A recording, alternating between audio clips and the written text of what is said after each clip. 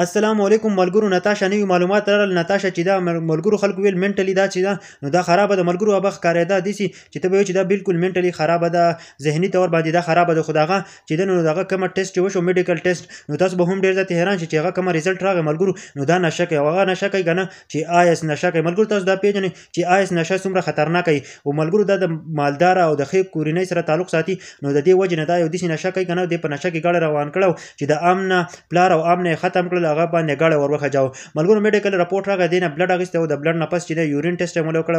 دا دواړه ټیسټونه چې وله وکړو که نه ملګرو، بلډ ټیسټ چې وله وکړو نو هغه بالکل برابر و. چې کله یورین ټیسټ چې وله وکړو ملګرو د هغه ریزلټ راووتو که نه چې دا آیس کې ملګرو. نو دا چې دی نو دا نوي معلومات راغلي وو که نه، تاسو به هم ډېر زیات حیران شئ ملګرو چې خلک ډېر زیات وایي که نه چې ډاکټرانو چې دا ذهني طور باندې دا خرابه ده، خو ذهني طور باندې دا نه ده خرابه ملګرو. په پاکستان کې چې دی دا نشه ډېره زیاته عامه ده او د خلکو زندګۍ یې ختمې کړې ملګرو. د نتاشا چې ده نو دا ډېره مالداره کورنۍ سره تعلق ساتي.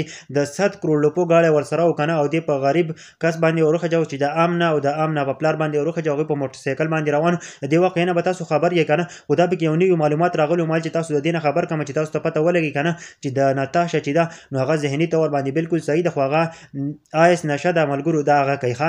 تاسو ته به هم ډېر زیات حیران شئ که چېرته تاسو په دې ویډیوګانو کې لیدلي که نه، نو هغه داسې لکه ته به چې ده منټلي بالکل خرابه ده او هغه د ډېرې مستۍ د وجې نه څه ده هغه داسې شوي ده ملګرو چې آیس کی او دغه چې کومه یورین ټیسټ نو هغه نه پته ولګېده چې دا چې دی نو آیس کی ملګرو. تاسو په دې باره کې څه وایئ او دا ویډیو ورسره د نورو ملګرو سره ضرور شیر کړئ.